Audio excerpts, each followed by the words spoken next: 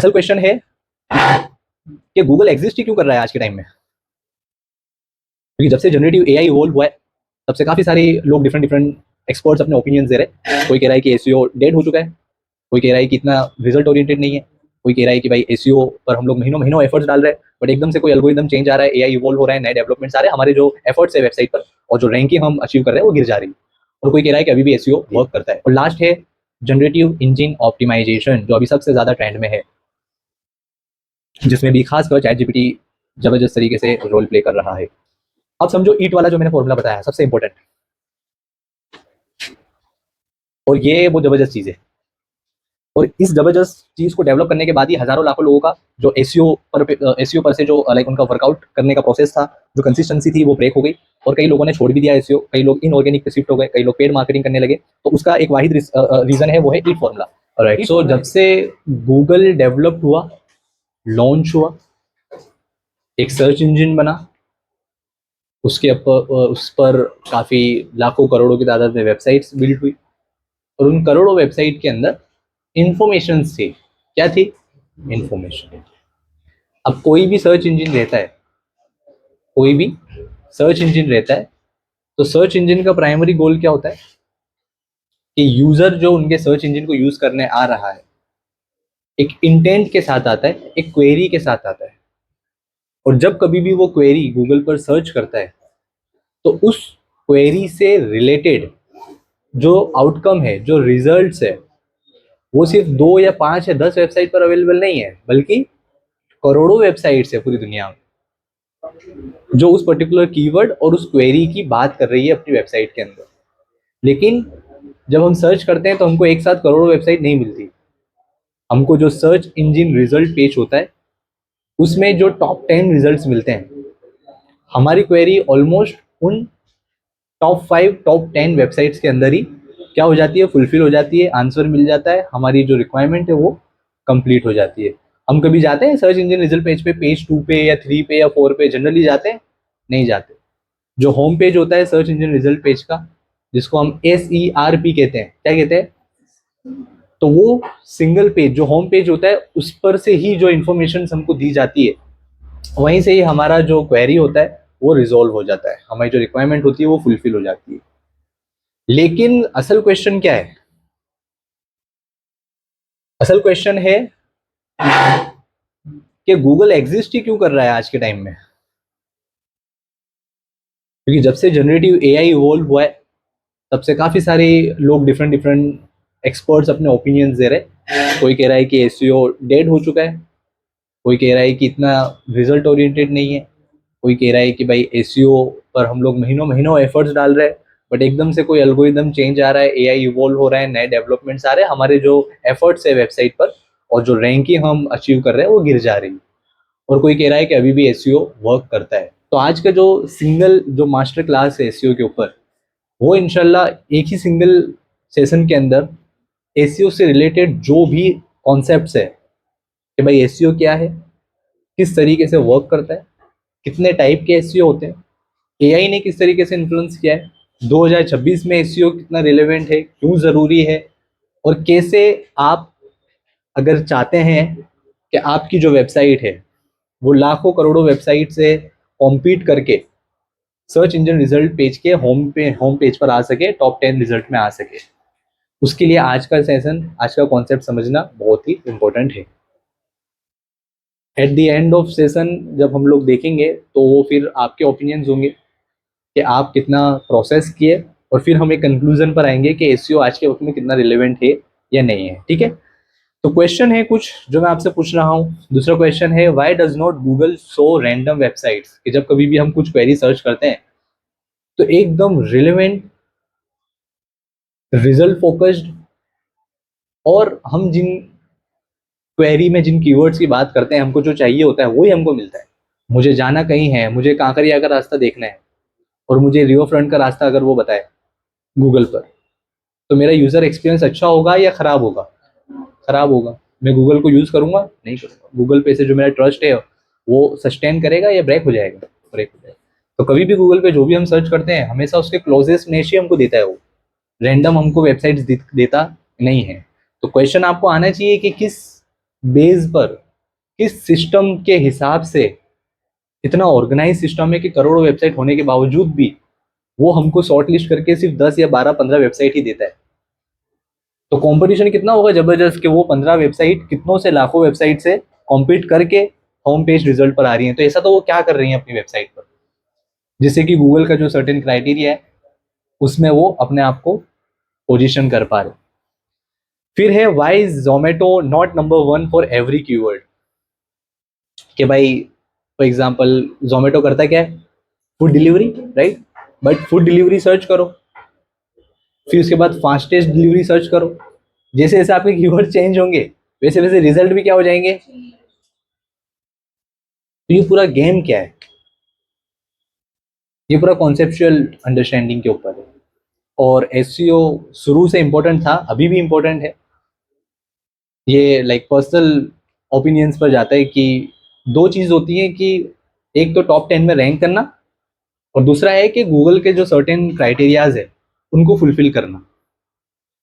हम बेसिकली उस particular audience से बिलोंग करते हैं जहाँ पर हम उस क्राइटेरिया को फुलफिल करते हैं जो गूगल ने बताया कि आपकी वेबसाइट में होना ही चाहिए। आपकी वेबसाइट का एक स्टैंडर्डाइज्ड एक प्रोटोटाइप जिसे हम कहते हैं कि इस तरह से आपकी वेबसाइट दिखनी चाहिए, ये एलिमेंट्स उसमें होने चाहिए, तो वो तो हम लोग फुलफिल करते हैं।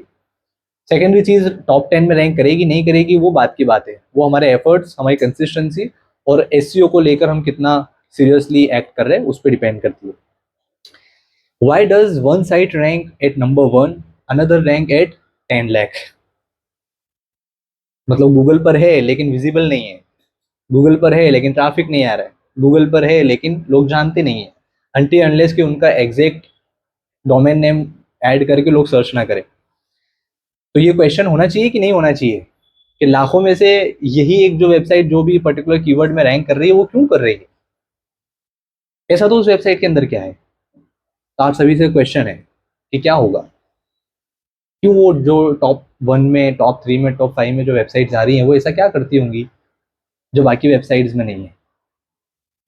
तो किस तरीके से ड्रास्टिकली एसईओ के अंदर चेंजेस आए हैं वो हम लोग थ्रू आउट आगे पूरे कोर्स के अंदर देखेंगे। जी, दीजिए आपके ओपिनियंस या आपकी अंडरस्टैंडिंग। हाँ, नेम भाई। हाँ, ओके कि भाई कीवर्ड्स एक इम्पोर्टेंट रोल प्ले करता है ऑप्टिमाइजेशन में, रैंकिंग में, और हर वेबसाइट में कीवर्ड्स होते हैं। तो आज के टाइम में, हाँ, ये 2019-20 में अगर आप बात करते हैं ना कीवर्ड्स की, तो उस वक्त पर SEO is equal to all about keywords stuffing. Keywords पे ही हमारा प्राइमरी फोकस होता था कि वेबसाइट के अंदर कीवर्ड्स भर दो, बार बार जिक्र करो, बार बार जिक्र करो, बार बार जिक्र करो। लेकिन अभी आप जैसे जैसे आगे बढ़ेंगे हम, तो आप देखोगे कि ओके कीवर्ड तो अब इतना रिलेवेंट ही नहीं है। नीचे एक गोल्डन स्टेटमेंट दिया हुआ है कि गूगल का गोल क्या है, best result for as user, SEO is equal to prove you are that result. मतलब कि गूगल के पीछे कोई लोग नहीं बैठे हैं, इंसान नहीं बैठे हैं जो डिसाइड करते हैं मैन्युअली, एक क्राइटेरिया चेकलिस्ट पे लेके बैठे हैं कि ओके हाँ सही है, ये चीज़ है इनकी, इनकी टॉप 10 में डाल दो, उनकी टॉप 15 में डाल दो, नहीं उन्होंने पैसा दिया है तो इनके ऊपर कर दो, उन्होंने पैसा नहीं दिया, रिन्यूअल नहीं आया तो। ऐसे कोई पीछे इंसान नहीं बैठे हैं, एक मैकेनिज्म बना दिया, उस मैकेनिज्म का नाम ही क्या है, सर्च इंजन ऑप्टिमाइजेशन। ये वो एसईओ है, ये वो मैकेनिज्म है जो डिसाइड करता है कि किसकी वेबसाइट टॉप में जाएगी, किसकी वेबसाइट नीचे जाएगी, किसकी वेबसाइट की रैंकिंग बढ़ेगी, किसकी वेबसाइट की रैंकिंग गिरेगी। वो डिसाइड करने की मैकेनिज्म को हम क्या कहते हैं, सर्च इंजन ऑप्टिमाइजेशन। ये सर्च इंजन के ऊपर आपकी वेबसाइट को ऑप्टिमाइज करके आप कैसे अपनी रैंकिंग को धीरे धीरे गूगल के ऊपर क्या लाते हैं, किस चीज को ऊपर लाते हैं, हमारी वेबसाइट्स को। गूगल का मिशन है organise the world's information most relevant, helpful and trustworthy result. ये लिख लो, गूगल का मिशन बहुत ही सिंपल है, 3 कीवर्ड्स के अंदर कंक्लूड हो जाता है कि दुनिया में जितनी सारी इंफॉर्मेशन है उसको वो ऑर्गेनाइज कर सके। किस तरीके से ऑर्गेनाइज करेगा, उसकी रिलेवेंसी के हिसाब से ऑर्गेनाइज करेगा, लोगों के लिए वो कंटेंट इंफॉर्मेशन हेल्पफुल हो, और भरोसे के लायक हो। ये 3 चीज वो देखता है। अब गूगल का मिशन पता चल गया, कौन से 3 कीवर्ड में कंक्लूड होता है गूगल का मिशन? ट्रस्टवर्दी हो, हेल्पफुल हो, और क्या हो भाई? यूजर की क्वेरी से रिलेवेंट हो। रिलेवेंट का मतलब क्या है नहीं भाई? मैच होता हो। ठीक है, अब आपकी जॉब क्या होगी कि आप अगर एसईओ कर रहे हो किसी कंपनी में, या खुद की वेबसाइट के लिए, या किसी के लिए फ्रीलांसिंग कर रहे हो, तो आपका काम होगा कि प्रूव करना गूगल को कि आप वो रिजल्ट हो उस वेबसाइट के माध्यम से जो गूगल को आप इंडिकेट करते हो कि कोई अगर इस स्पेसिफिक कीवर्ड से रिलेटेड अगर सर्च करता है, then you are the best result to stand out in the search engine result page. Simple. अब हम लोग समझेंगे एसईओ क्या है और गूगल किस तरह से वर्क करता है। तो 3 स्टेप्स है, 3 steps of how Google actually works. 3 steps how Google works. पहला स्टेप है कि जब कभी भी हम अपनी वेबसाइट बनाते हैं, ध्यान से समझना, जब कभी भी हम अपनी वेबसाइट बनाते हैं, गूगल का एक बोट है। क्या है? बोट, जिसे हम कहते हैं क्रॉलर। गूगल का एक बोट है जिसे हम कहते हैं क्रॉलर। वो क्रॉलर का काम सिर्फ एक ही है कि जब कभी भी कोई नई वेबसाइट, हाँ, जब कभी भी कोई नई वेबसाइट डेवलप होती है, तो ये क्रॉलर जो है, ये जो बॉट है, वो आपकी वेबसाइट को रिव्यू करने के लिए आता है, क्रॉल करने के लिए आता है, स्कैन करने के लिए आता है, और ये आइडेंटिफाई करने के लिए आता है कि आपकी वेबसाइट में बेसिकली है क्या। आप किस इंफॉर्मेशन की बात कर रहे हो, किस प्रोडक्ट की बात कर रहे हो, किस सर्विसेज की बात कर रहे हो, और कैसे हमारे गूगल के प्लेटफॉर्म पर आपकी जो इंफॉर्मेशन है वो हमारे यूजर के लिए हेल्पफुल हो सकती है। वो देखने का, रिव्यू करने का काम किसका है? क्रॉलर, जिसे हम क्या कहते हैं टेक्निकल वर्ड में? क्रॉलर। क्या करता है वो? गूगल बॉट है जो 24/7 लिंक्स को, यूआरएल्स को, वेबसाइट को रिव्यू करता है, फॉलो करता है, डिस्कवर करता है आपके जो पेज हैं डिफरेंट लिंक्स के थ्रू। और जब कभी भी हम वेबसाइट बनाते हैं तो कुछ वेब पेजेस ऐसे होते हैं जो, जिसे आप नहीं चाहते कि वो रैंक करे, तो उसे हम क्या कर देते हैं? ब्लॉक कर देते हैं कि क्रॉलर को इस पेज को आकर रिव्यू करने की जरूरत नहीं है। जनरली अभी के टाइम में इस तरह की कोई हमारी वेबसाइट होती है, क्योंकि इस तरह का अगर कुछ होगा तो हम उसको लाइव ही नहीं करेंगे, हम उसको क्या करेंगे? नेविगेशन से हटा देंगे, राइट। बट आपको पता होना चाहिए कि अगर आप क्रॉलर ब्लॉक कर देते हैं कि 404 एरर्स आते हैं जो आपकी यूआरएल में आपको ऐड करना होता है कि भाई इस पर्टिकुलर वेब पेज पर क्रॉलर का काम नहीं है, तो उस यूआरएल पर वो आएगा ही नहीं। ठीक है, वो अगर ब्लॉक हो जाएगा तो कभी भी आपकी वेबसाइट, उस पर्टिकुलर जो पेज है, वो कभी भी रैंक नहीं होगा।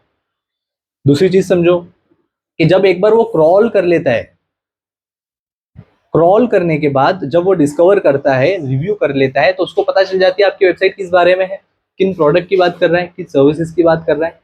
वो अंडरस्टैंडिंग लेने के बाद वो क्या करेगा? आपकी वेबसाइट को और वो स्पेसिफिक वेब पेजेस को, जहां पर जो इंफॉर्मेशन आपने स्टोर की हुई है, उसको वो रीड करता है और गूगल के इंडेक्सिंग में ऐड कर देता है, जिसे हम कहते हैं गूगल के डेटाबेस में उसको सेव कर देता है।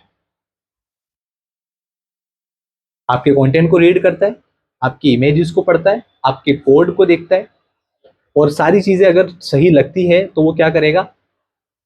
गूगल के डेटाबेस में स्टोर कर देगा। और स्टोर करने का असल एजेंडा होता है उसको इंडेक्स कर देना।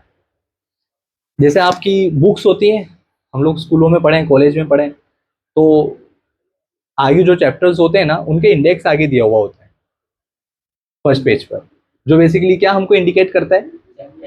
चैप्टर के नेम्स और उनके पेजेस।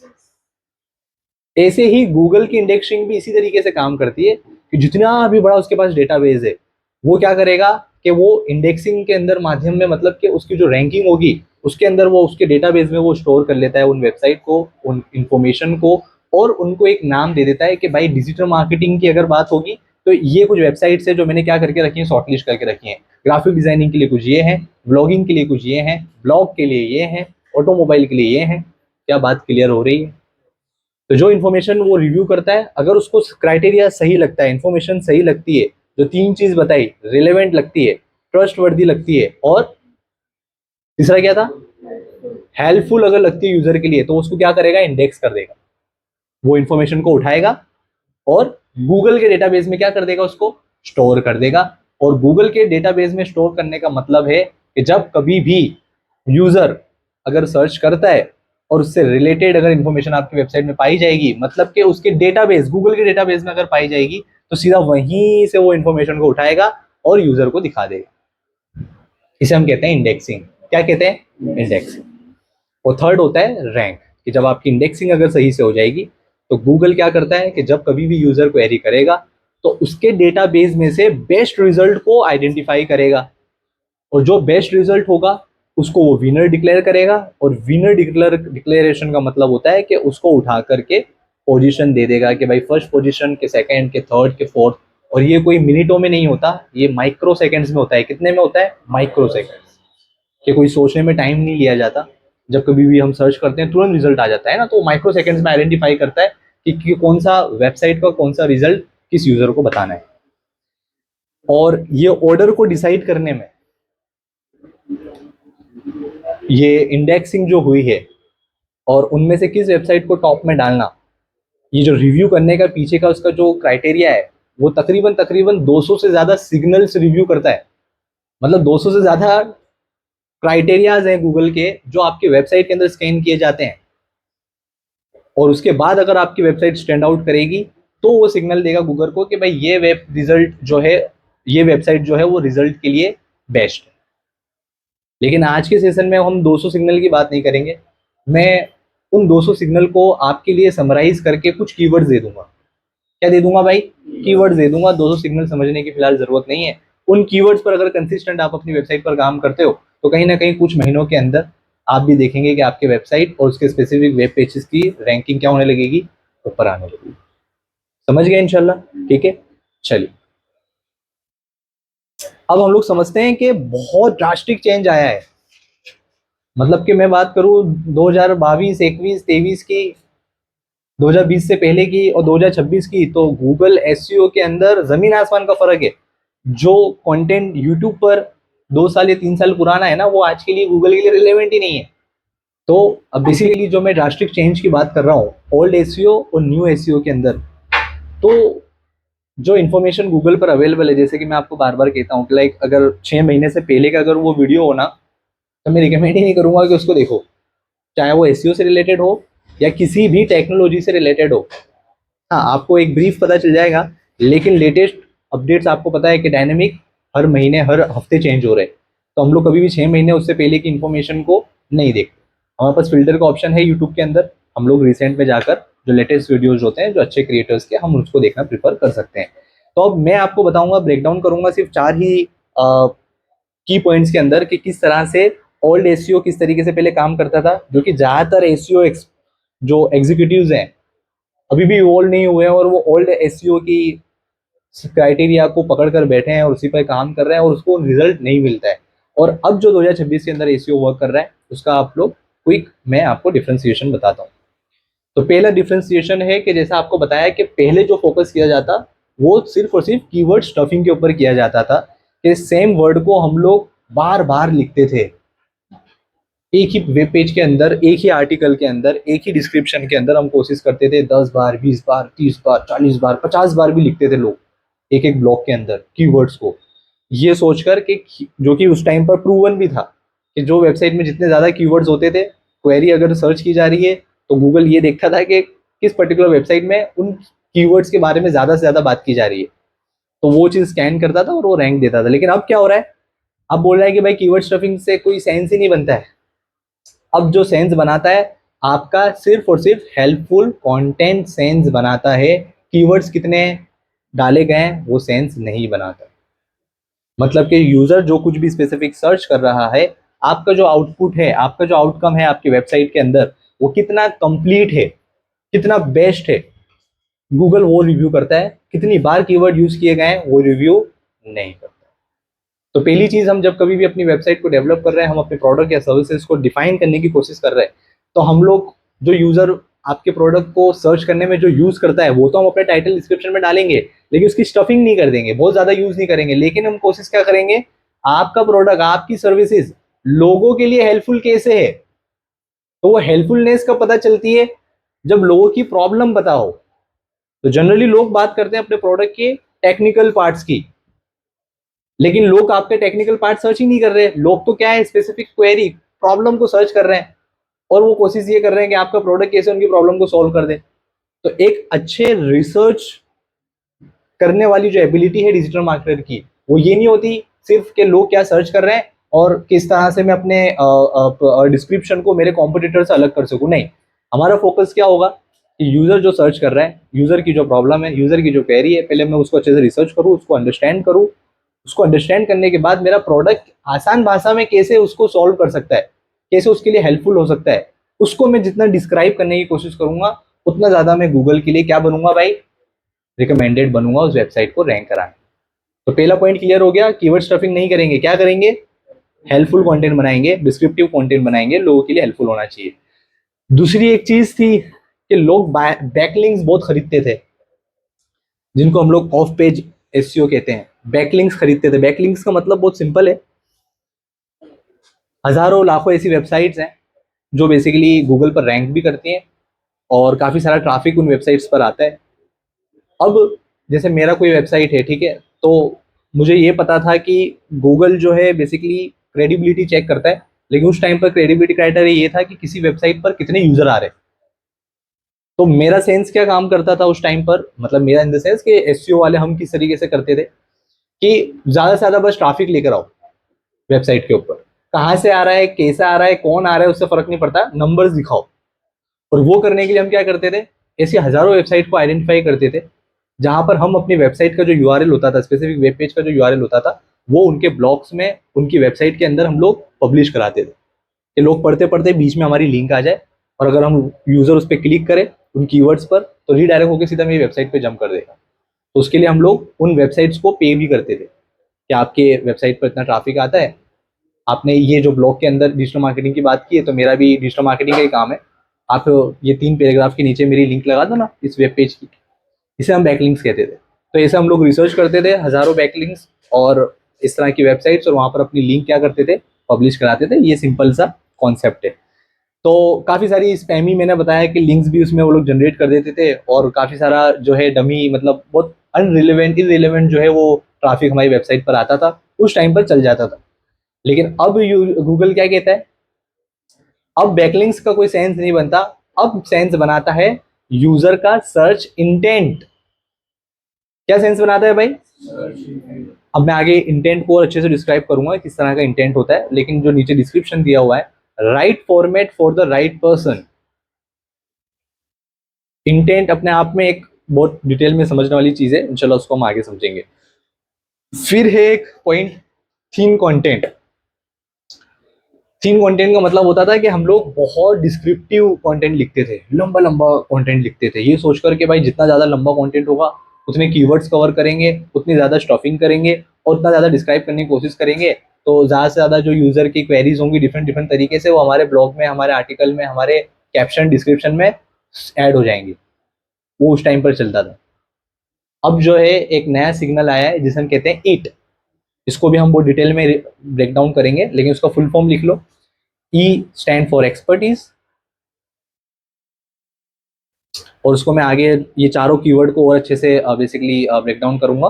तो expertise plus trust plus authority is equal to rank, मतलब रैंक कराने के लिए ये 3 सिग्नल्स होना बहुत जरूरी है। ईट को हम लोग डिटेल में आगे समझते हैं।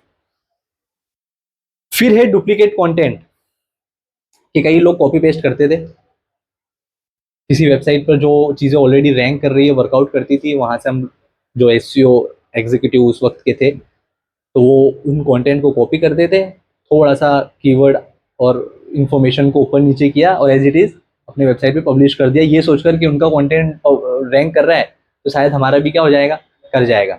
उस टाइम पर चलता था। लेकिन अब क्या आ चुका है, एआई एसईओ आ चुका है, जिसे हम लोग जीईओ भी कहते हैं, जनरेटिव एआई इंजन ऑप्टिमाइजेशन। और ये बहुत ही ज़बरदस्त तरीके से काम कर रहा है आज के टाइम में। लोग एसईओ से ज़्यादा एआई एसईओ में फोकस कर रहे हैं, क्योंकि लोग अब चैट जीपीटी से पूछ रहे हैं सर्टेन चीज़, ये बेस्ट चीज़ कहाँ मिलेगी, ये बेस्ट कहाँ मिलेगा, ये कैसे होगा वो।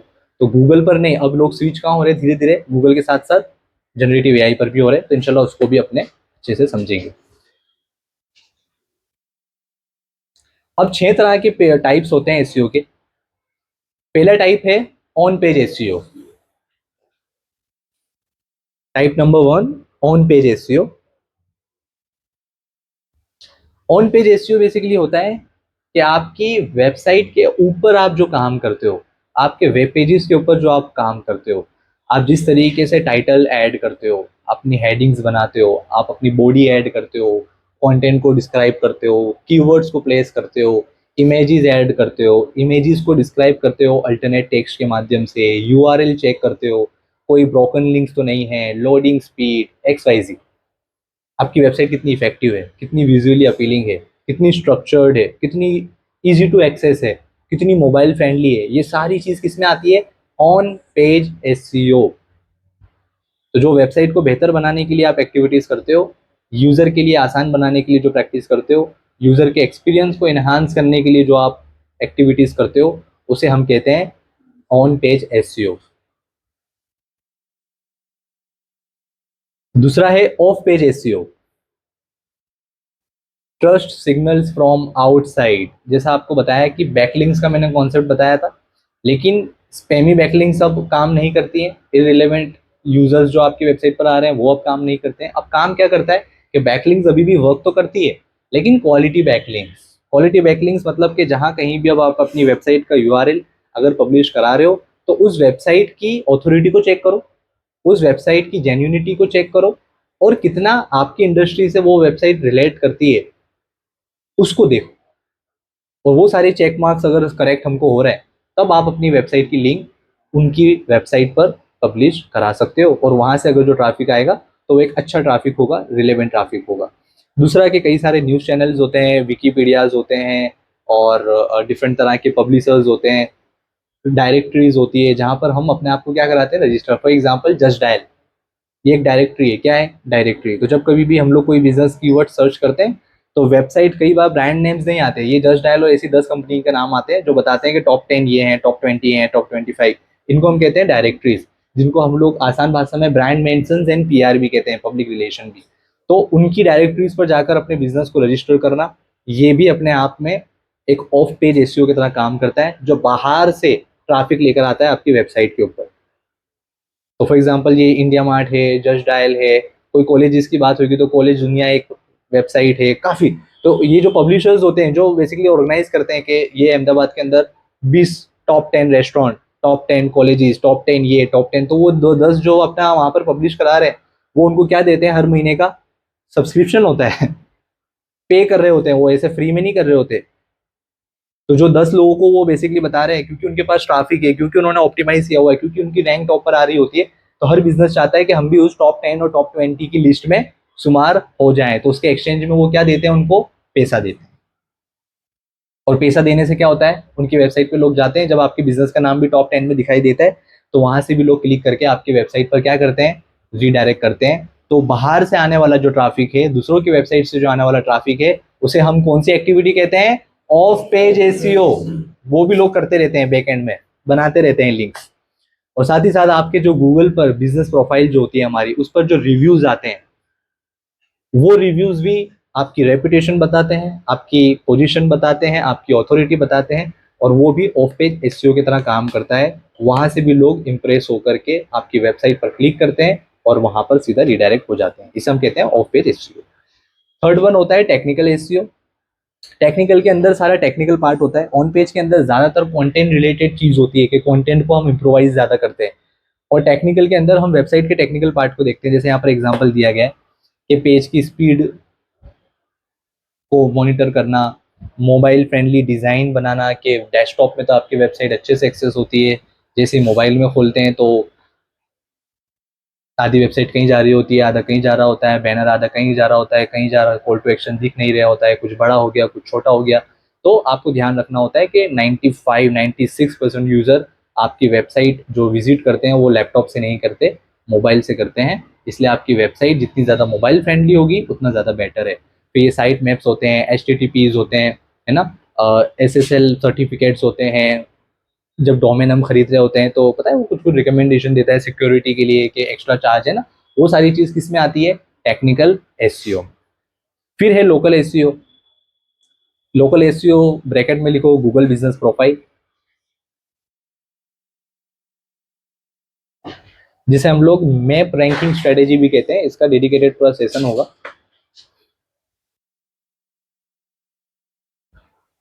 कंसिस्टेंट एनएपी डिटेल्स, मतलब कि एनएपी का फुल फॉर्म होता है नेम, बिजनेस नेम, एड्रेस और फोन नंबर।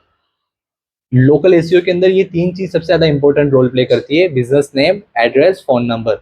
और ये एनएपी जो है लोकल एसईओ के अंदर, आप कोशिश करते हैं कि हर जगह पर यूनिफॉर्म रहे, सेम रहे।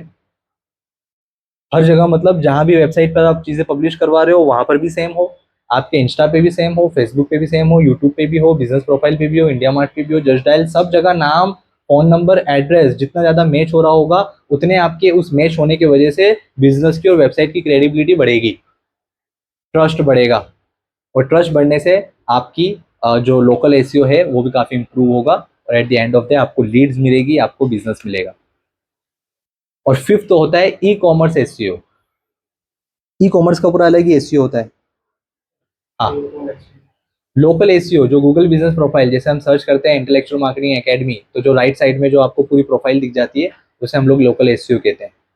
तो वहां पर जो आपको रिव्यूज दिखते हैं, वहां पर जो नाम, बिजनेस का एड्रेस, कॉन्टेक्ट नंबर होता है, हम कोशिश करते हैं वो सारी चीजें सब जगह सेम ही रहे। हम कहीं पे कोई और नंबर हो, कहीं पे कुछ अलग बिजनेस नाम हो, कहीं पर कुछ अलग एड्रेस में स्पेलिंग मिसमैच हो रही हो, तो वो ना होनी चाहिए। एनएपी जो है हर जगह क्या होना चाहिए, यूनिफॉर्म, एकदम सेम। ई कॉमर्स एसईओ, तो ई कॉमर्स के अंदर हम जो सबसे ज्यादा फोकस करते हैं वो प्रोडक्ट और कैटेगरी पेजेस पे ज्यादा फोकस करते हैं, कि जो हमारा प्रोडक्ट होता है उसकी जो जितने बेसिकली जैसे जो फील्ड्स अमेजोन या फिर जो दूसरे प्लेटफॉर्म होते हैं हमसे वो पूछते हैं, जितनी ज़्यादा फील्ड्स हम लोग फुलफिल करते हैं, जितनी इन्फॉर्मेशन हम लोग इन डेप्थ में उस ई कॉमर्स प्लेटफॉर्म को हम अपने प्रोडक्ट और सर्विस तो नहीं, प्रोडक्ट के बारे में हम उनको बताते हैं, उतनी ज़्यादा हमारी एसईओ की अपॉर्चुनिटी बढ़ती है। हम लोग प्राइस, रिव्यू, ये सारी चीज़ें भी बहुत ज़्यादा उसमें रोल प्ले करती है, क्योंकि ई कॉमर्स का जो एल्गोरिदम होता है वो आपकी प्रोडक्ट को डिस्क्राइब करने में जो कंटेंट होता है, जो कितना डिस्क्रिप्टिव है, कितने फील्ड्स आपने फुलफिल किए हैं, साथ ही साथ आप प्राइस कितना कॉम्पिटिटिव रखते हो, रिव्यूज आपके कितने बढ़ रहे हैं, और आपकी इमेज कितनी अपीलिंग है। ये तीन चीज़ें सबसे ज़्यादा ई कॉमर्स एसईओ के अंदर मैटर करती है। और लास्ट है जनरेटिव इंजन ऑप्टिमाइजेशन, जो अभी सबसे ज़्यादा ट्रेंड में है, जिसमें भी खासकर चैट जीपीटी जबरदस्त तरीके से रोल प्ले कर रहा है। अब ध्यान से समझो जनरेटिव इंजन ऑप्टिमाइजेशन कैसे काम करता है। अब मैंने आपको, जब हम लोग जनरेटिव एआई सीख रहे थे, तब मैंने ये बताया था कि ये एआई के ऊपर, ये जनरेटिव एआई पर ये इन्फॉर्मेशन आती कहाँ से आती है, सर्च इंजन से आती है। कहाँ से आती है, जो डेटा इंफॉर्मेशन इंटरनेट पर अवेलेबल है, ये वहीं से तो रिव्यू करके हमको रिजल्ट देते हैं। लेकिन क्योंकि काफ़ी कंसाइज होते हैं, काफ़ी रिलेवेंट होते हैं, काफ़ी समराइज वे में होते हैं, तो हमको ऐसा लगता है कि कुछ डिफरेंट रिजल्ट मिला है, लेकिन वो रिजल्ट कहाँ से है, उसका सोर्स क्या है, सर्च इंजन से है। तो आपको अगर एआई के लिए ऑप्टिमाइज करना है, तो आपको अगेन ऑप्टिमाइज किसके लिए करना होगा, सर्च इंजन के लिए। मतलब सर्च इंजन पे आपकी जितनी ज़्यादा इन्फॉर्मेशन अवेलेबल होगी, उतना चैट जीपीटी और दूसरे जनरेटिव एआई को ये ट्रिगर होगा कि ये बिजनेस की इस पर्टिकुलर प्रोडक्ट या कीवर्ड के बारे में बहुत ज़्यादा बात की जा रही है, मतलब कि कुछ तो ऑथोराइज्ड है। और जब उसको ये सिग्नल मिलता है कि कुछ तो ऑथोराइज्ड है, लोग कन्विंस्ड हैं, रिजल्ट इफेक्टिव मिल रहा है, ये ब्रांड काफ़ी कमिटेड है, काफ़ी लोग उसको अप्रिशिएट कर रहे हैं, रिकॉग्नाइज कर रहे हैं, रिव्यूज़ दे रहे हैं, कंसिस्टेंट हैं, कंटेंट बना रहे हैं, ये सारे काफ़ी सारे फैक्टर्स होते हैं, जिससे आपके इंटरनेट पर, आपके इवन सोशल मीडिया भी, वहाँ पर भी आप जितने एक्टिवली अपने आप को प्लेस करोगे, पोजीशन करोगे, और कितने लोग आपके बारे में बात कर रहे हैं, वो चीज़ें मॉनिटर करने के बाद वो चीज़, जो इन्फॉर्मेशन है, वो फिर कहाँ पर दिखती है, जब कभी भी यूज़र चैट जीपीटी पे कोई क्वेरी सर्च करता है तो वहाँ पर वो रिजल्ट दिखाई देता है। अब आ जाते हैं सर्च इंटेंट, जो मैंने आगे बताया कि इंटेंट क्या होता है। तो चार तरह के सर्च इंटेंट होते हैं गूगल के ऊपर। पहला इंटेंट होता है इंफॉर्मेशनल इंटेंट। इंटेंट का मतलब है कि भाई यूजर क्यों सर्च कर रहा है, किस चीज के लिए सर्च कर रहा है, तो जो वो सर्च कर रहा है, वो सर्च करने के उसके पीछे का मकसद क्या है, इंटेंट क्या है।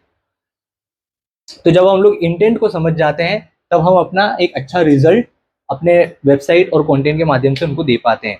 तो इन्फॉर्मेशनल एक इंटेंट होता है जिसे हम कहते हैं user wants to learn. User wants to learn.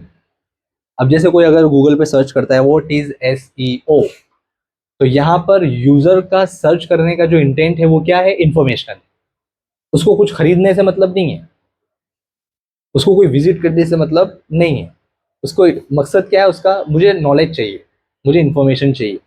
तो जब कभी भी उसको लर्न करना है, कुछ सीखना है, इंफॉर्मेशन चाहिए, तो जब उस तरीके से जो कीवर्ड लगाता है वो और पीछे क्वेश्चन मार्क लिखता है, तो उस तरह के इंटेंट को हम कहते हैं इंफॉर्मेशनल इंटेंट, जिसमें आपके फ्रिक्वेंटली आस्क्ड क्वेश्चन हम ऐड करते हैं, डिटेल गाइड्स बनाते हैं, स्टेप बाय स्टेप ब्लॉग्स भी लिख रहे होते हैं। तो यहाँ पर कोई बाय बटन नहीं होता, खरीदने की कोई बात ही नहीं की जा रही, उसको इन्फॉर्मेशन चाहिए। लेकिन इन्फॉर्मेशन भी अगर आपकी वेबसाइट के माध्यम से उसको मिल जाए तो आपकी ट्रस्ट बिल्ड हो सकती है। यूजर इन्फॉर्मेशन लेने के बाद अगर उसको फ्यूचर में खरीदने का मन हो और आप वो चीज़ सेल कर रहे हो, तो आपकी वेबसाइट को क्या देगा, पहली प्रायोरिटी देगा। तो ये जो इंटेंट है, मतलब कि बताने का मकसद ये है कि आपकी एक वेबसाइट पर आप मल्टीपल इंटेंट को ट्रिगर करता हुआ रिस्पॉन्स कैसे तैयार कर सकते हो। कि हम तो अपनी वेबसाइट पे इंफॉर्मेशन भी देते हैं, फिर आगे और भी मैं आपको बताऊंगा इंटेंट। दूसरा इंटेंट लिखो, कमर्शियल इंटेंट। कमर्शियल इंटेंट होता है जहां पर यूजर जो है ना, दो चीज को कंपेयर करने की कोशिश कर रहा है। यूजर दो चीज को कंपेयर करने की कोशिश कर रहा है। अब जैसे कोई यूजर है, लाइक दो जगह विजिट करके आया है, फॉर एग्जांपल डिजिटल मार्केटिंग को कोर्स ही करना है ना, दो जगह विजिट करके आया है। अब वो गूगल या फिर कोई एआई पे जाता है, वो लिखता है कि which academy is best, XYZ versus IIM। ये अगर वो सर्च करता है तो ये इसका इंटेंट क्या हुआ, कमर्शियल इंटेंट हुआ। उसको कोर्स तो लेना है बट अभी भी फाइनल डिसीजन पे नहीं आया है, अभी भी और इन्फॉर्मेशन जानना चाह रहा है। तो जब वो कंपेयर करता है दो चीज को, तो उस पर्टिकुलर इंटेंट को हम कहते हैं कमर्शियल इंटेंट। या जब रिकमेंडेशन मांगता है वो गूगल से कि कौन सा कहाँ से लेना चाहिए, उसे भी हम कमर्शियल। और तीसरा होता है ट्रांजेक्शनल, कि भाई उसको खरीदना ही है, वो खरीदने की नियत से ही डायरेक्ट सर्च करके आ रहा है।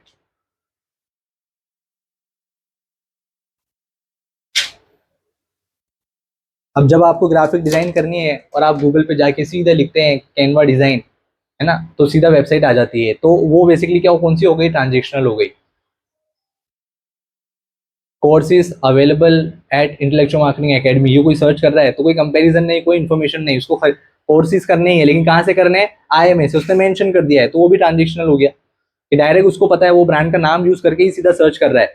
तो जब कभी भी इस तरह का उसका सर्च होगा तो उसे हम कहेंगे ट्रांजेक्शनल इंटेंट सर्च करने का।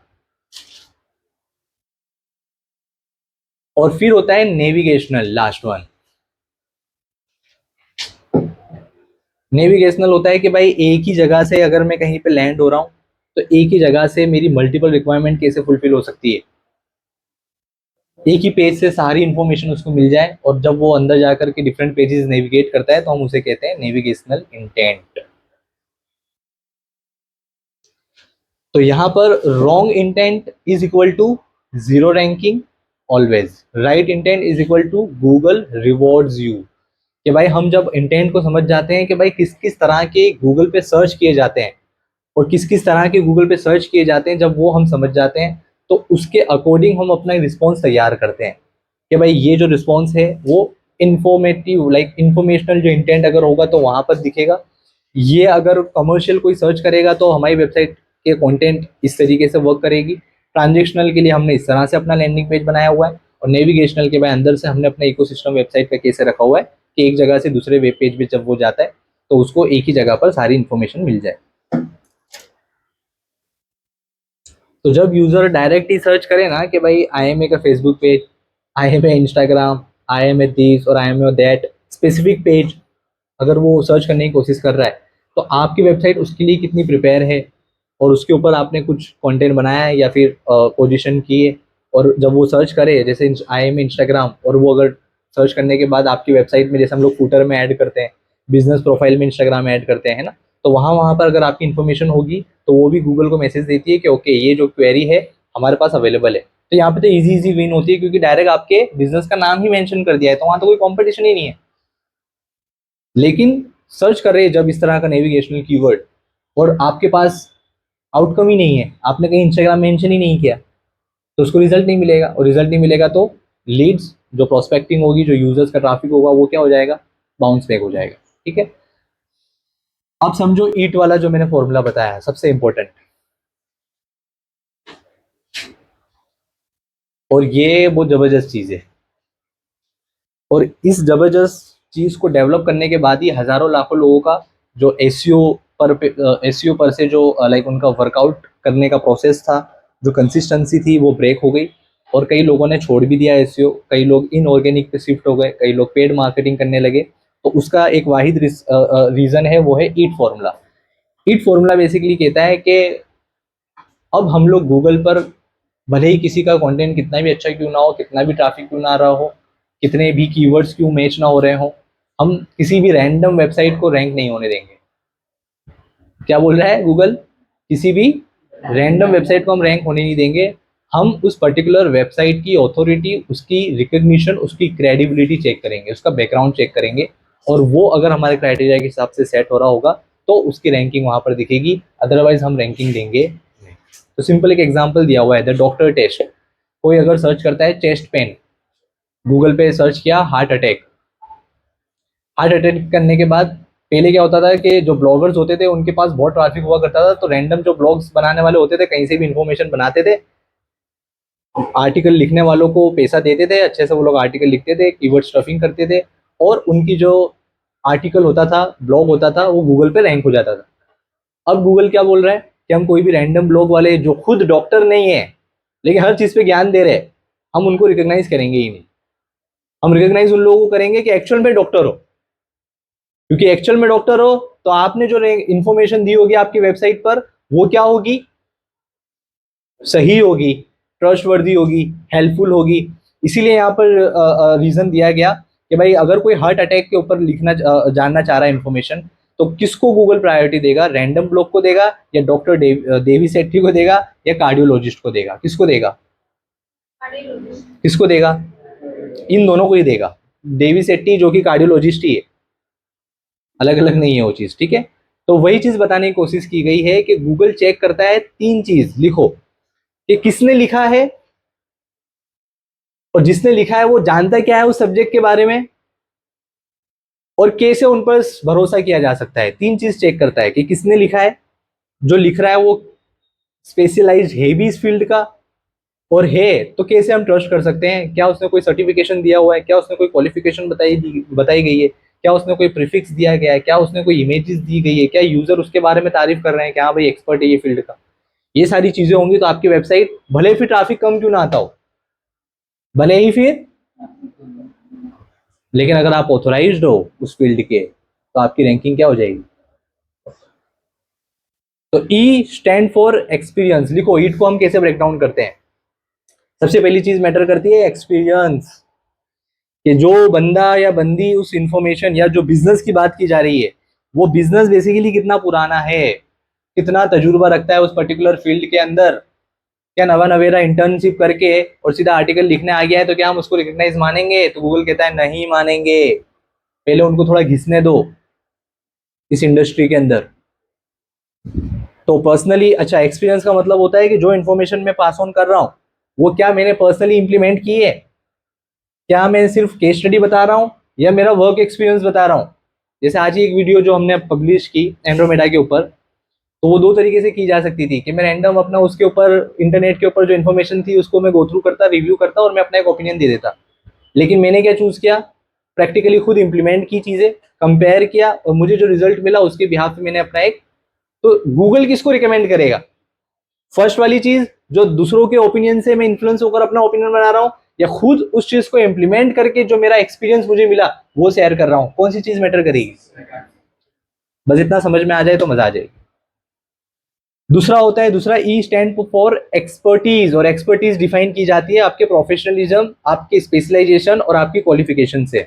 आपके क्रेडेंशियल दिखने चाहिए आपके अबाउट इंफॉर्मेशन के अंदर, कि आप कितने क्रेडिबल हो, कहाँ से क्या किया है आपने, क्या अचीव किया है, क्या कंट्रीब्यूट किया है, कितना प्रोफेशनल बैकग्राउंड आपका है, कितना एक्सपीरियंस आप रखते हो, वो सारी एक्सपर्टीज बेसिकली आपका क्वालिफिकेशन।